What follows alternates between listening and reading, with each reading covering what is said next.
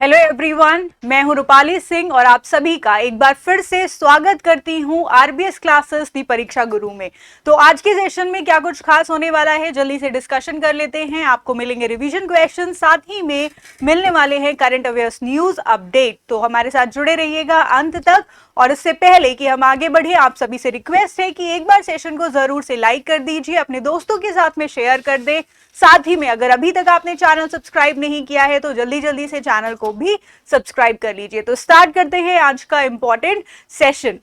ठीक है, तो सबसे पहले जो आपका क्वेश्चन है, मैं आपको जैसा कि बताती हूँ कि डेली हम पहले रिवीजन क्वेश्चंस को करते हैं, रिवीजन करते हैं पिछले करंट अफेयर्स को, देन उसके बाद में हम क्या करेंगे, अपने करंट अफेयर्स न्यूज अपडेट्स देखेंगे। तो सबसे पहले आपका क्वेश्चन आ चुका है आपकी स्क्रीन पर, तो देखते हैं आखिर क्या है ये इंपॉर्टेंट क्वेश्चन। क्वेश्चन है, अप्रैल 2022 में हाल ही में किस राज्य ने अपना 87वां स्थापना दिवस मनाया है? ऑप्शंस क्या क्या है? राजस्थान, केरल, उड़ीसा या फिर महाराष्ट्र। तो आप सभी को मैं बता दूं कि 2 अप्रैल को मनाया जाता है उत्कल दिवस। ठीक है, कौन सा दिवस मनाया जाता है? उत्कल दिवस मनाया जाता है। और ये आपका कहाँ पे मनाया जाता है? उड़ीसा में। ठीक है, और इसी ने अपना उत्कल दिवस का मतलब होता है स्थापना दिवस। ठीक है, तो उड़ीसा ने अपना स्थापना दिवस कब मनाया है? अभी हाल ही में जो है 87वां स्थापना दिवस मनाया है इसने। और ये आपका जो है 2 अप्रैल को हर वर्ष उत्कल दिवस मनाया जाता है। ठीक है, अच्छा उड़ीसा की बात कर लेते हैं। तो अब इसका नाम क्या हो गया है? उड़ीसा। ठीक है, इसका नाम चेंज होकर के उड़ीसा हो गया है, जो आपके एग्जाम के लिए महत्वपूर्ण रहेगा। ठीक है, कब इसका नाम चेंज हुआ, ये क्वेश्चन आपसे एग्जाम में पूछा जा सकता है। ठीक है, तो इसका नाम आपका कब चेंज हुआ था? ये हुआ था आपका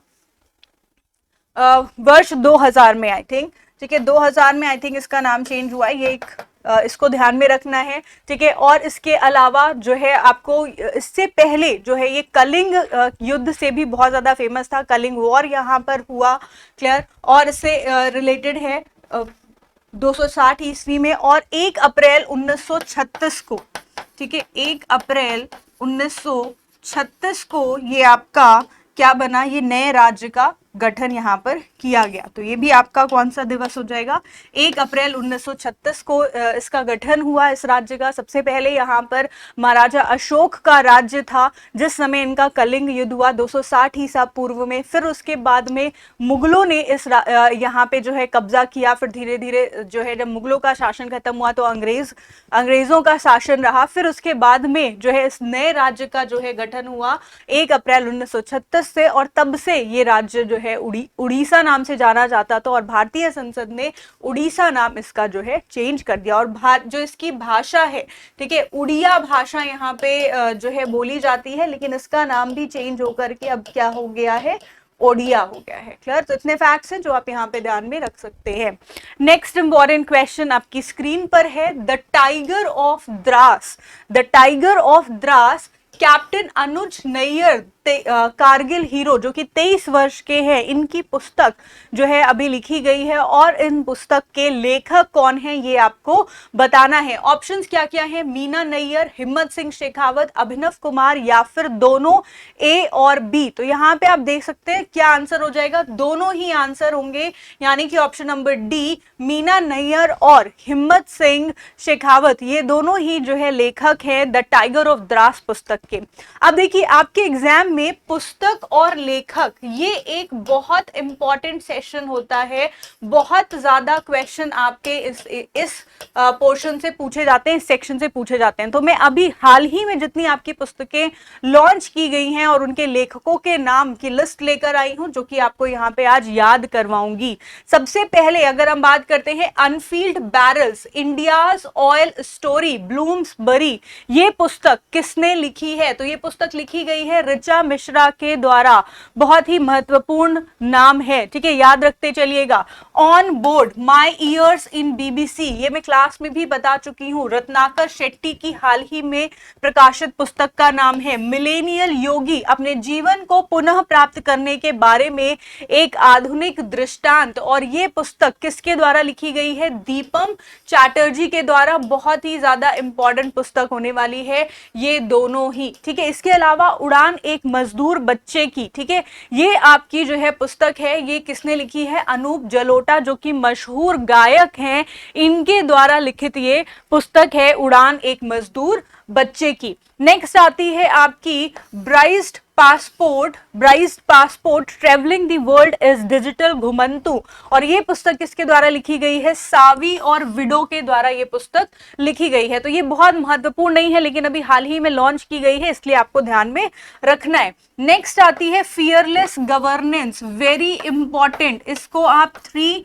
स्टार मार्क कर लीजिए, क्योंकि ये पुस्तक लिखी गई है किरण बेदी के द्वारा, जो कि लेफ्टिनेंट गवर्नर थी पिछले साल, और आपकी जो है उसके बाद उनको हटा भी दिया गया था लेफ्टिनेंट गवर्नर के पद से, और उनका जो पुस्तक है उसका नाम क्या है? Fearless governance. तो इस पुस्तक को याद रखिएगा, बहुत इंपॉर्टेंट है आपके एग्जाम के लिए, किरण बेदी के द्वारा लिखी गई।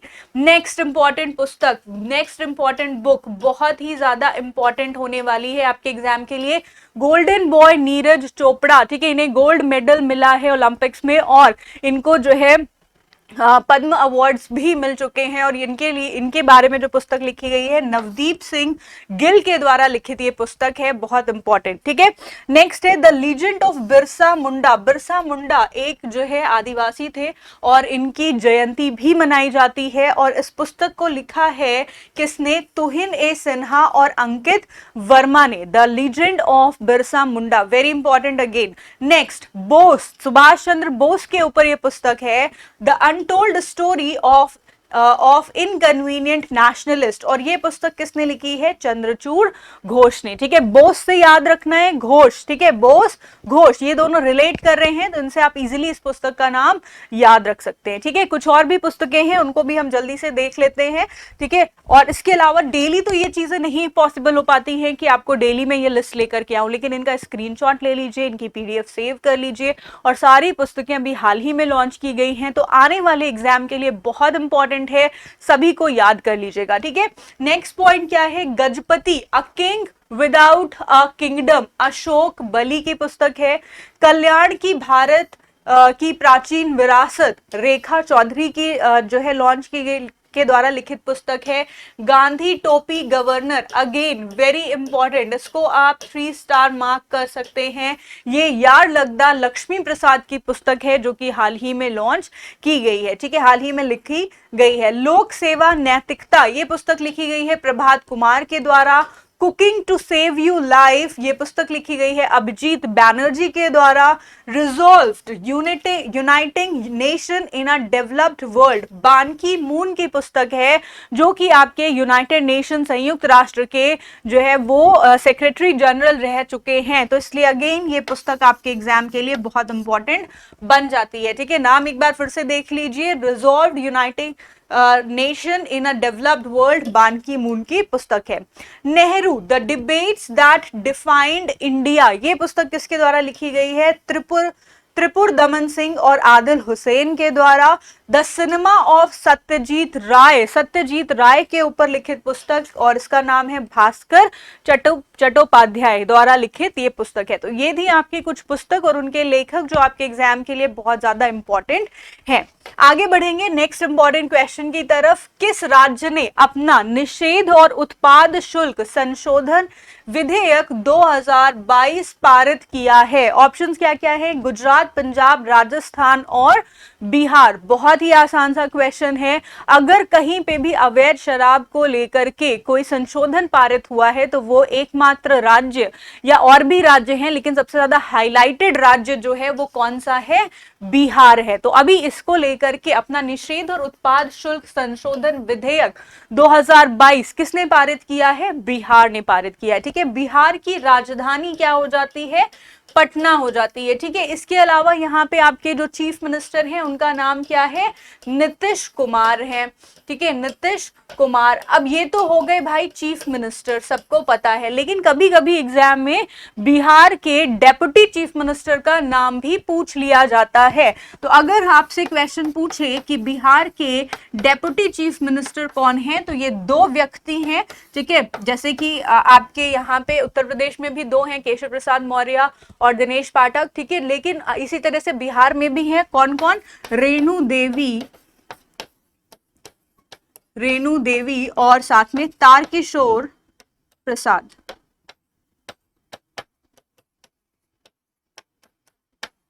तारकिशोर प्रसाद, क्लियर। और अगर हम बात करें कि यहाँ पे आपके गवर्नर कौन हो जाते हैं, ठीक है, तो गवर्नर कौन है, फागू चौहान।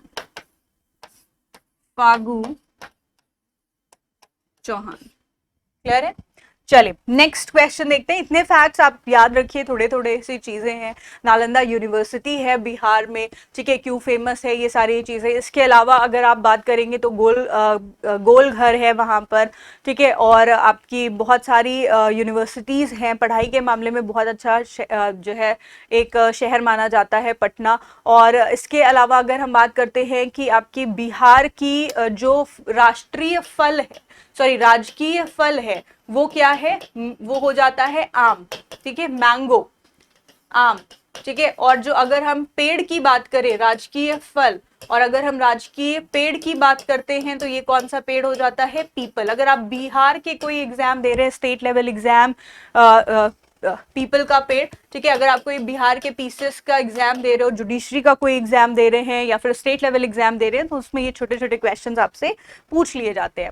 नेक्स्ट क्वेश्चन, मार्च 2022 में 2021 के लिए BBC Indian sports women of the year का पुरस्कार किसने जीता है, ठीक है। तो 2022 के लिए अभी BBC sports person of the year award दिए गए हैं, जिसमें कि sports women of the award किसने जीता है, यहाँ पे आपके पास ऑप्शंस दिए हुए हैं। ऑप्शंस क्या क्या हैं, लवलीना बोरगोहेन, पीवी सिंधु, मैरी कॉम, या फिर मीराबाई चानू। तो सभी को मैं ऑलरेडी इस क्वेश्चन को क्लास में डिस्कशन कर चुकी हूं, ठीक है। किसको मिला है sports women of the year award, ये दिया गया है मीराबाई चानू को, ठीक है। किसको मिला है, मीराबाई चानू को। चलिए कुछ हाइलाइट्स देख लेते हैं, यहाँ पे और भी अवार्ड्स है, एक बार क्विक रिवीजन हो जाए। तो बीबीसी इमर्जिंग प्लेयर पुरस्कार 18 वर्षीय क्रिकेटर शेफाली वर्मा को दिया गया है। देखिए बात हो रही है emerging player of the year award, ठीक है, जो हाल ही में न्यूजीलैंड में महिला विश्व कप में खेल रही हैं। 2021 में वर्मा राष्ट्रीय टीम के लिए तीनों प्रारूपों के खेलने वाली सबसे कम उम्र की भारतीय क्रिकेटर, चाहे पुरुष हो या महिला वर्ग हो, दोनों में ही सबसे कम उम्र की भारतीय क्रिकेटर बन गई हैं। साथ ही में सिडनी में 2000 के खेलों में ओलंपिक पदक जीतने वाली पहली भारतीय महिला कौन थी, कर्णम मल्लेश्वरी थी। और कर्णम मल्लेश्वरी को दिया गया है BBC life time achievement award 2021। इसके अलावा बीबीसी इंडियन स्पोर्ट्स वुमेन, महिला और पुरुष हॉकी टीमों सहित टोक्यो 2020 में ओलंपियन और पैरालंपियन को भी सम्मानित किया गया है, ठीक है। तो इसको आपको यहाँ पे ध्यान रखने है। अगर आपसे क्वेश्चन पूछा जाता है BBC emerging player of the year award किसे दिया गया है, शेफाली वर्मा को। क्वेश्चन पूछा जाए कि BBC sports women of the year award किसे दिया गया है, तो ध्यान रखना है आपको मीराबाई चानू को। फिर अगर क्वेश्चन पूछा जाए कि BBC life time achievement award किसे दिया गया है, तो कर्णम मल्लेश्वरी को। नेक्स्ट क्वेश्चन, निम्नलिखित में से किसने विंग्स इंडिया 2022 द्वारा दिया जाने वाला सर्वश्रेष्ठ घरेलू एयरलाइन का प्रतिष्ठित पुरस्कार जीता है। तो विंग्स इंडिया के द्वारा भी आपका जो है अवार्ड्स दिए गए, जिसमें कि घरेलू एयरलाइन का अवार्ड किसे दिया गया है, star air, Indigo, spice jet या फिर विस्तारा। तो करेक्ट आंसर यहां पे क्या हो जाएगा, स्टार एयर। इसको आपको ध्यान में रखना है। नेक्स्ट क्वेश्चन, निम्नलिखित में से किसे 29 मार्च 2022 को राष्ट्रीय जल पुरस्कार का प्रथम पुरस्कार मिला है, ठीक है। देखो अभी आपके राष्ट्रीय जल पुरस्कार दिए गए हैं 2022 के लिए, जिसमें कि अगर हम राज्यों की बात करते हैं तो राज्य में कौन सा सर्वश्रेष्ठ या शीर्ष स्थान पे रहने वाला राज्य बना है, उत्तर प्रदेश। लेकिन यहाँ पे आपकी बात की जा रही है कौन से बोर्ड को दिया गया है ये राष्ट्रीय जल पुरस्कार का प्रथम पुरस्कार। तो इसका ऑप्शंस क्या क्या है, तिरुपति श्राइन बोर्ड, या फिर श्री माता वैष्णो देवी श्राइन बोर्ड, या फिर चार धाम श्राइन बोर्ड, या फिर श्री साईं बाबा संस्थान ट्रस्ट। तो इसका करेक्ट आंसर क्या हो जाएगा, माता Vaishno Devi shrine board. Clear है, करेक्ट आंसर क्या हो जाएगा, माता वैष्णो देवी श्राइन बोर्ड को दिया गया है राष्ट्रीय जल पुरस्कार का प्रथम पुरस्कार। तो इसमें यहाँ पे हम कुछ अवार्ड्स देख लेते हैं। ठीक है, भारत सरकार ने स्वच्छ भारत मिशन की पहल के तहत श्राइन बोर्ड को जो है सर्वश्रेष्ठ स्वच्छ प्रतिष्ठित स्थान का पुरस्कार मिला, जबकि 2017 में बोर्ड को भारत सरकार के स्वच्छता ही सेवा के अभियान के तहत विशेष स्वच्छ प्रतिष्ठित स्थान का भी पुरस्कार मिल चुका है। इसके पहले 2018 में बोर्ड को इंडिया टुडे ग्रुप द्वारा सबसे स्वच्छ धार्मिक स्थान पुरस्कार से सम्मानित किया गया था।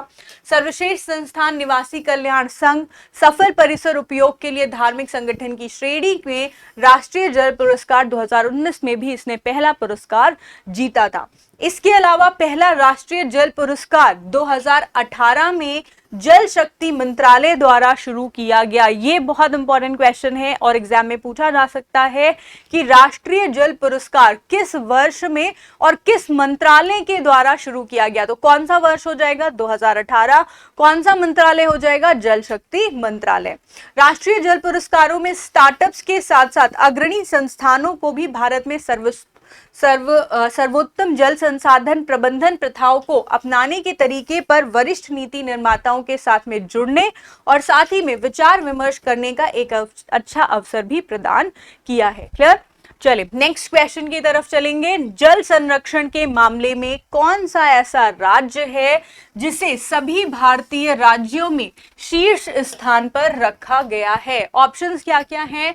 उत्तर प्रदेश, बिहार, कर्नाटक या फिर गुजरात। तो ये क्वेश्चन भी मैं आपको बता चुकी हूं कि राष्ट्रीय जल पुरस्कार में सर्वप्रथम आने वाला राज्य कौन सा है? हमारा ही जो राज्य है उत्तर प्रदेश। सेकेंड नंबर पे कौन सा है?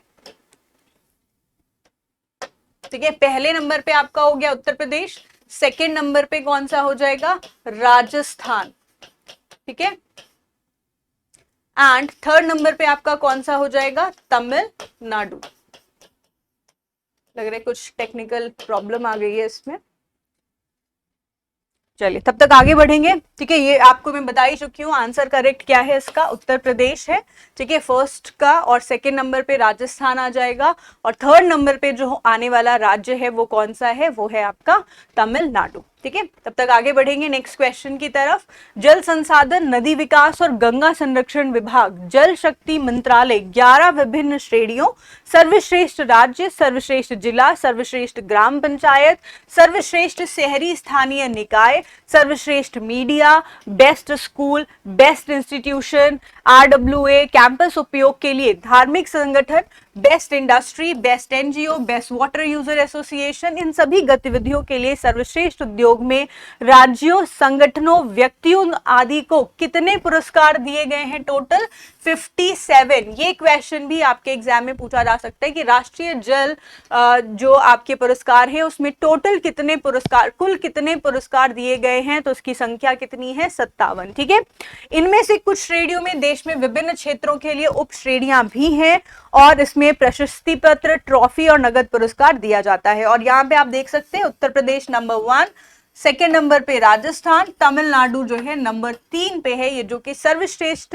राज्य श्रेणी में क्रमशः पहला, दूसरा और तीसरा पुरस्कार मिला है। ठीक है, तो पहला राष्ट्रीय जल पुरस्कार अभी बताया 2018 में जल शक्ति मंत्रालय द्वारा शुरू किया गया था और बाकी चीजें आपको यहाँ पे ऑलरेडी पता है। नेक्स्ट क्वेश्चन आपकी स्क्रीन पर है, बहुत इंपॉर्टेंट क्वेश्चन है। क्वेश्चन कह रहा है कौन सा ऐसा संस्थान है जो कि सभी राज्यों और केंद्र शासित प्रदेशों को उनके निर्यात तत्परता और प्रदर्शन के आधार पर रैंक करने के लिए निर्यात तत्परता सूचकांक यानी कि एक्सपोर्ट प्रिपेयर्डनेस इंडेक्स को जारी करता है? ठीक है, तो यहाँ पे बताना है कौन सा संस्थान है जो कि EPI यानी कि निर्यात तत्परता सूचकांक को जारी करता है। ऑप्शंस क्या क्या है? मार्केट इंफ्रास्ट्रक्चर इंस्टीट्यूशन, अंतरराष्ट्रीय मुद्रा कोष, विश्व आर्थिक मंच या फिर नीति आयोग। तो इसका करेक्ट आंसर क्या हो जाएगा? नीति आयोग, जिसका गठन हुआ था 1 जनवरी 2015 में और इसका जो हेडक्वार्टर है वो कहाँ पे है? नई दिल्ली में है। इसके चेयरमैन हमारे प्रधानमंत्री नरेंद्र मोदी जी हैं। प्लानिंग कमीशन को हटा करके इसका जो है गठन किया गया था, ठीक है। और इसका फुल फॉर्म क्या हो जाता है, national institution for transforming India. तो नीति आयोग का महिला उद्यमिता मंच 21 मार्च 2022 को विमेन ट्रांसफॉर्मिंग इंडिया अवार्ड्स के 5वें संस्करण का आयोजन करेगा। इसके अलावा यह पुरस्कारों सशक्त और समर्थ भारत के प्रति जो है उनके योगदान को सम्मान में 75 महिलाओं को प्रदान किए जाएंगे।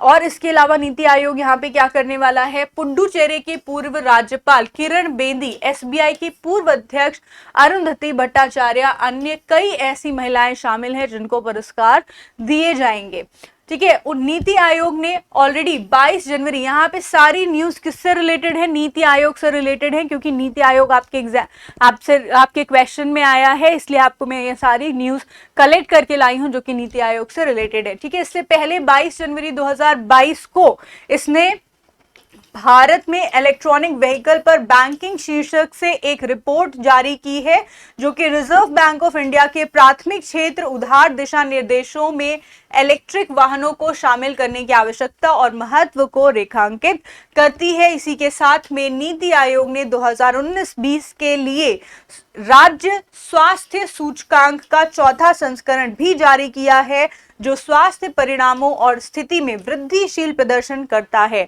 नीति आयोग ने इसके अलावा संयुक्त राष्ट्र विश्व खाद्य कार्यक्रम के साथ में एक आशय में व्यक्तित्व हस्ताक्षर भी किए हैं। तो ये सभी रिलेटेड न्यूज है नीति आयोग से, जो कि आपको ध्यान में रखनी होंगी, क्योंकि इससे रिलेटेड न्यूज बहुत ज्यादा एग्जाम में पूछी जाती है। इसके अलावा भारतीय एंटरप्राइजेस की परोपकारी शाखा भारती फाउंडेशन के साथ में नीति आयोग ने जो है एक कॉन्क्लेव लॉन्च किया है, जो कि 2021-22 का कॉन्क्लेव होगा। और नीति आयोग ने जम्मू कश्मीर में 1000 अटल टिंकरिंग प्रयोगशालाओं भी स्थापित करने की योजना बनाई है। क्लियर है? तो सभी न्यूज जो है वो नीति आयोग से रिलेटेड है और इन सभी को आपको आने वाले एग्जामों के लिए याद रखना होगा। नेक्स्ट क्वेश्चन, मार्च 2022 में किस यूरोपीय देश ने कैटलीन नोवाक को पहली महिला राष्ट्रपति के रूप में चुना गया है? तो कैटलीन नोवाक कहां की अभी हाल ही में नई महिला या पहली महिला राष्ट्रपति बनी है? स्लोवाकिया, रोमानिया, ऑस्ट्रिया या फिर हंगरी? तो इसका करेक्ट आंसर क्या हो जाएगा? इसका करेक्ट आंसर हो जाएगा हंगरी। और इसमें आपको साथ में ये भी ध्यान में रखना है कि हंगरी की राजधानी क्या हो जाती है, ठीक है। हंगरी की राजधानी हो जाती है बुडापेस्ट। बुडापेस्ट। यहाँ पे आपकी करेंसी क्या है? तो हंगेरियन फोरेंट यहाँ पे इसकी करेंसी है, यहाँ पे मुद्रा है, याद रखना है। और राष्ट्रपति कौन बनी है? अभी हाल ही में पहली महिला राष्ट्रपति बनी है कैटलीन नोवाक। क्लियर है? Catelyn Novak. नेक्स्ट क्वेश्चन, मार्च 2022 में कौन सा देश पूर्वी अफ्रीका समुदाय ईएसी के 7वें सदस्य के रूप में शामिल हुआ है? बहुत ही महत्वपूर्ण प्रश्न है आप सभी के एग्जाम के लिए। ईएसी यानी कि पूर्वी अफ्रीका समुदाय, जिसको कि हम ईस्ट अफ्रीकन जो है कमिटी भी कह सकते हैं, इसमें अभी हाल ही में कौन सा नया देश शामिल हुआ है जो कि आपका जो है 7वां सदस्य देश कहलाएगा? तो कौन सा देश हो जाएगा? कॉन्गो लोकतांत्रिक गणराज्य, ये आपका 7वां देश बना है, ठीक है। कौन सा देश है? 7वां। तो यानी कि ईएसी में कुल कितने देश हैं? 7 देश हैं, ठीक है। कितने देश हैं?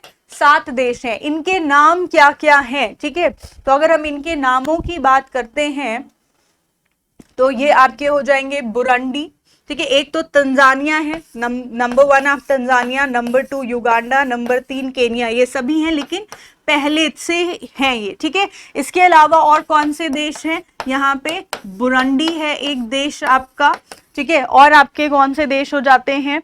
दक्षिण सूडान, दक्षिण सूडान, और बाकी आपके ये सभी देश यहाँ पे हो गए, ठीक है। बुरुंडी, केन्या और आपका जो है यहाँ पे Burundi, Kenya, Uganda, Tanzania, Congo लोकतांत्रिक गणराज्य, दक्षिण सूडान, और एक आपका और देश यहाँ पे आता है जिसको कि हम कहेंगे रवांडा, ठीक है, रवांडा। तो ये 6 देश और 7वां आपका कौन सा हो गया?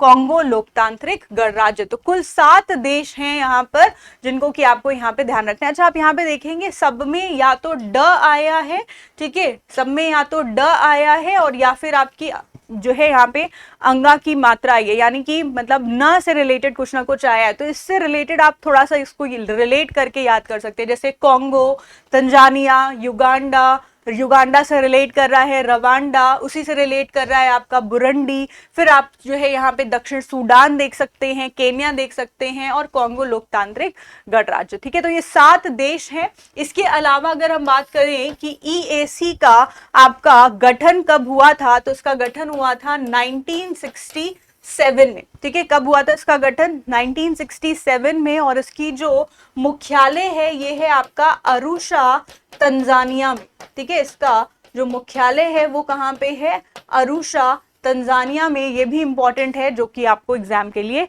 याद रखना होगा। ठीक है, तो आज के लिए रिवीजन क्वेश्चंस हम इतने ही प्रैक्टिस करेंगे।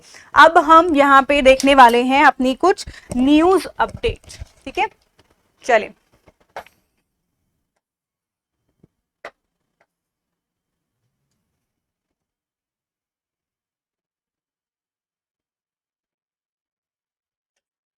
तो सबसे पहले आपने देखा कि अभी तो हमने क्या सेलिब्रेट किया, अपना हिंदू नववर्ष जो है की शुरुआत हुई है 2 अप्रैल से। ठीक है, इसकी आप सभी को बधाई भी हो चुकी है। नववर्ष शुरू हो चुका है, नवरात्रि शुरू हो चुका है। इसके अलावा और कुछ भी बहुत सारे दिवस हैं जो भारत के अलग अलग स्थानों में मनाए जाते हैं और ये सभी जो है एक ही दिन शुरू हुए हैं, जिसमें कि आपके कौन कौन से आते हैं? हिंदू नववर्ष, जिसमें उगाड़ी है, गुड़ी पाड़वा है, चेती चंद है। ये सभी कब से शुरू हुए हैं? 2 अप्रैल से, अभी हाल ही में शुरू हुए हैं। ठीक है, तो उपराष्ट्रपति श्री एम वेंकैया नायडू ने उगादी, गुड़ी पड़वा, चैत्र शुक्लादि और चेती चंद की पूर्व संध्या पर देशवासियों को बधाई दी है। अब ये कहां कहां भारत के कौन से क्षेत्रों में मनाए जाते हैं, ये बहुत इंपॉर्टेंट है और ये आपके एग्जाम के लिए 3 स्टार क्वेश्चन बनने वाला है। ठीक है, कैसे? उगादी भारत में किस राज्य में मनाया जाता है? कर्नाटक में, आंध्र प्रदेश में और तेलंगाना में। ठीक है, सभी आपके कहां के हैं? साउथ के, दक्षिण के राज्य हैं जहां पे उगादी पर्व मनाया जाता है। फिर उसके बाद महाराष्ट्र, देखिए महाराष्ट्रियन गुड़ी पड़वा मनाते हैं, यानी कि अगर गुड़ी पड़वा की बात करें तो ये आपके कौन मनाते हैं? मराठी या फिर महाराष्ट्रियन लोग मनाते हैं। ठीक है, सिंधी, कश्मीरी और मणिपुरी ये सब कौन सा त्योहार मनाते हैं? चेती चंद त्योहार मनाते हैं। ठीक है, नवरेह मनाते हैं, साजिबू चिरा ओबा मनाते हैं। ठीक है, तो ये इंपॉर्टेंट रहेगा आपके एग्जाम के लिए, क्योंकि है सब एक ही त्योहार, एक ही चीज, लेकिन सब अलग अलग राज्यों में मनाई जा रही है, अलग अलग स्थानों में मनाई जा रही है, तो उसको क्या कहा जाता है ये आपसे पूछा जाएगा। तो उगादी कहां पे हो जाएगा? कर्नाटक, आंध्र प्रदेश, तेलंगाना। महाराष्ट्रियन मनाते हैं गुड़ी पड़वा, सिंधी, कश्मीरी और मणिपुरी चेती चंद, नवरेह और साजिबू चिरा ओबा मनाते हैं। क्वेश्चन पूछा जा सकता है, साजिबू चिरा ओबा भारत के किस राज्य में मनाया जाने वाला एक त्योहार है? तो ध्यान रखना है कहां पे हो जाएगा ये? कश्मीर और मणिपुर। नेक्स्ट फैक्ट, नेक्स्ट आपने 2 अप्रैल को अंतरराष्ट्रीय बाल पुस्तक दिवस भी मनाया है, जिसकी विषय वस्तु आपके एग्जाम के लिए इंपॉर्टेंट होने वाली है। और साथ ही में 2 अप्रैल को जो है वो ऑटिज्म डे, विश्व ऑटिज्म डे भी मनाया जाता है। तो चलिए देखते हैं इससे रिलेटेड न्यूज क्या है। अंतरराष्ट्रीय बाल पुस्तक दिवस कब मनाया गया? 2 अप्रैल को मनाया गया। International board on books for young people द्वारा 1967 में प्रतिवर्ष 2 अप्रैल को जो है अंतरराष्ट्रीय बाल पुस्तक दिवस मनाया जाता है, इंटरनेशनल चिल्ड्रंस बुक डे, जिसको कि हम ICBD भी कहते हैं।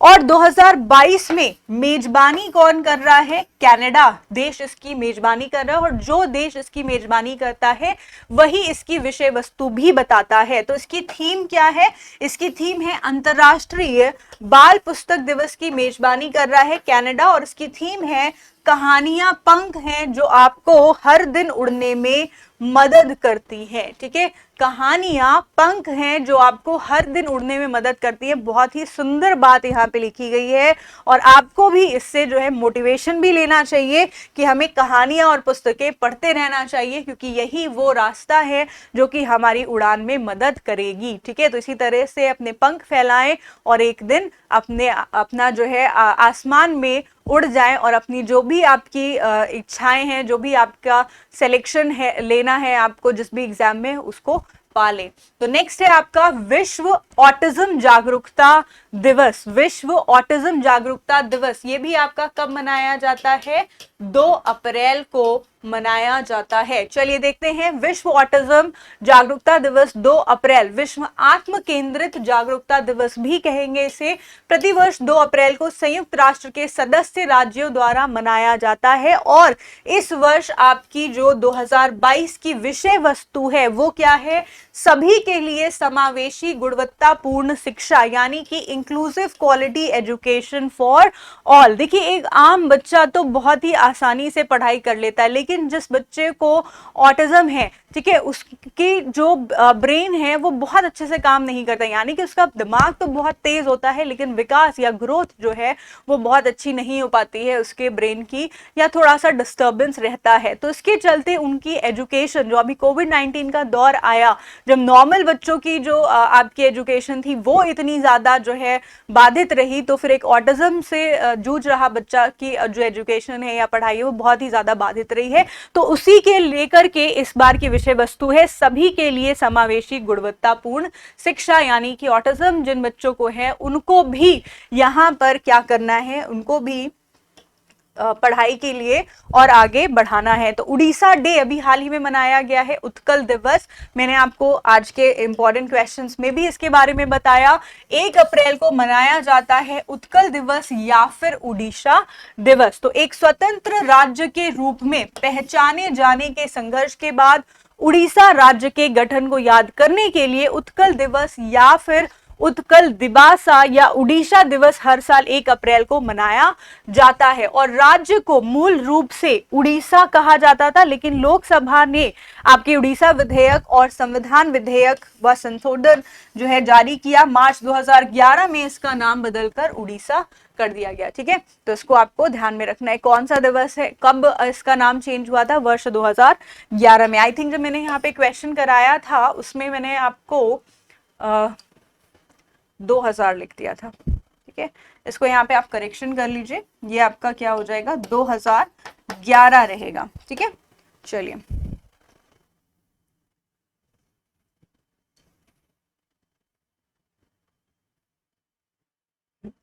आगे बढ़ेंगे नेक्स्ट इंपॉर्टेंट क्वेश्चन की तरफ। उड़ीसा से रिलेटेड आपको चीजें पता चल गई हैं। कब इसका स्थापना दिवस मनाया जाता है? इस वर्ष कौन सा स्थापना दिवस था? तो ये था आपका 87वां स्थापना दिवस, इसको ध्यान में रखना है। उड़ीसा की राजधानी पहले कटक हुआ करती थी, अब इसकी राजधानी क्या है? भुवनेश्वर है। ठीक है, यहाँ पे आपके मुख्यमंत्री कौन है? नवीन पटनायक जी हैं। ठीक है, और गणेशी लाल, ठीक है, यहाँ पे कौन हो जाएंगे? गवर्नर हो जाएंगे। ठीक है, गवर्नर कौन हो जाएंगे? गणेशी लाल। इसको आपको ध्यान में रखना है।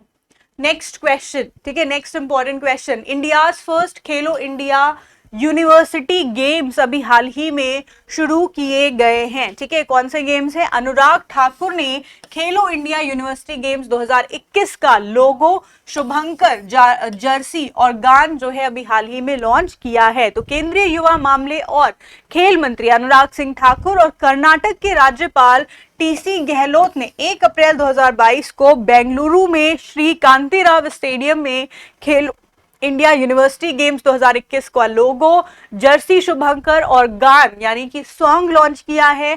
थीम सॉन्ग को कन्नड़ रैपर चंदन शेट्टी ने कंपोज किया है।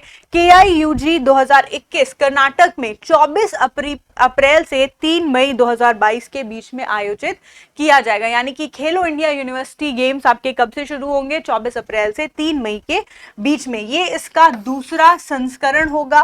पहला संस्करण वर्ष 2022 में खेला गया, ठीक है, और उड़ीसा द्वारा आयोजित किया गया था। KIUG 2021 को कोविड संकट के कारण 2022 के लिए स्थगित कर दिया गया था।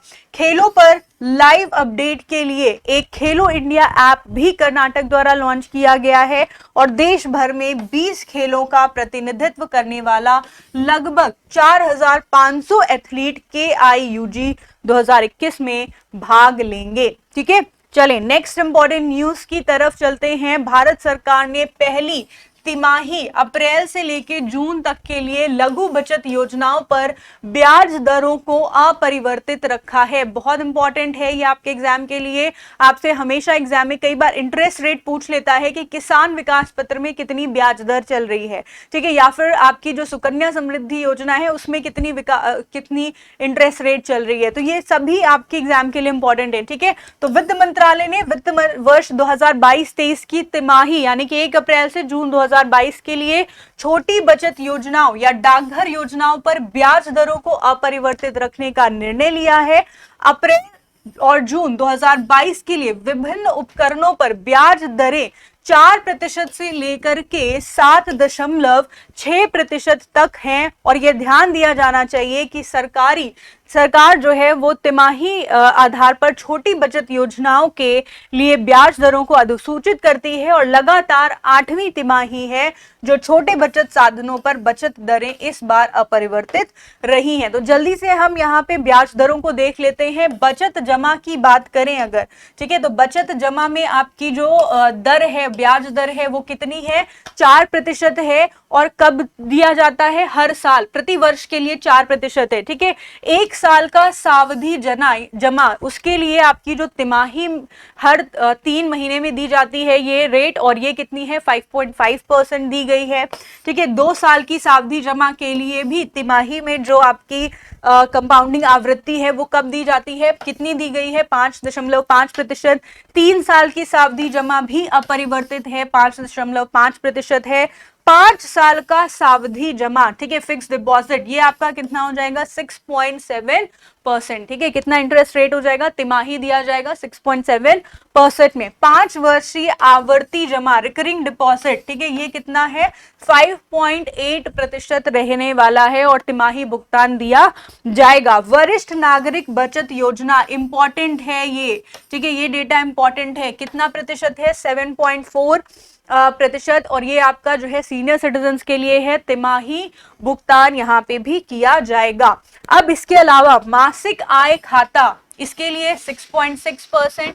ठीक है, कितना हो जाएगा? मासिक भुगतान रहेगा। राष्ट्रीय बचत प्रमाण पत्र, नेशनल सेविंग सर्टिफिकेट, NSC, बहुत इंपॉर्टेंट है, 6.8% प्रति वर्ष। पब्लिक भविष्य निधि योजना, वेरी इंपॉर्टेंट, 7.1% प्रति वर्ष। किसान विकास पत्र, KVP, बहुत इंपॉर्टेंट है, 6.9%, उससे भी इंपॉर्टेंट। सुकन्या समृद्धि योजना 7.6% प्रति वर्ष की दर से भुगतान किया जाएगा। तो ये सभी डेटा आपके एग्जाम के लिए इंपॉर्टेंट है, स्पेशली जो ये 4-5 डेटा मैंने आपको बताए हैं। इनसे रिलेटेड क्वेश्चन कई बार एग्जाम में ऑलरेडी पूछ चुका है, आगे भी पूछे जाने की पूरी उम्मीद है। ठीक है, तो आज का सेशन यहीं तक रहेगा। कल फिर मिलेंगे कुछ अनदर अपडेट्स के साथ में, कुछ रिवीजन क्वेश्चंस के साथ में, और साथ ही में हम डिस्कशन करेंगे अपने कुछ नए इंपॉर्टेंट न्यूज अपडेट्स को भी। तो आज के लिए इतना ही, मिलेंगे कल फिर से एक बार। तब तक हमारे साथ जुड़े रहें, स्वस्थ रहें, मस्त रहें, साथ ही में पढ़ाई करते रहें, जल्द से जल्द सिलेक्शन ले लें। तो आज के लिए इतना ही। Thank you so much, have a nice day.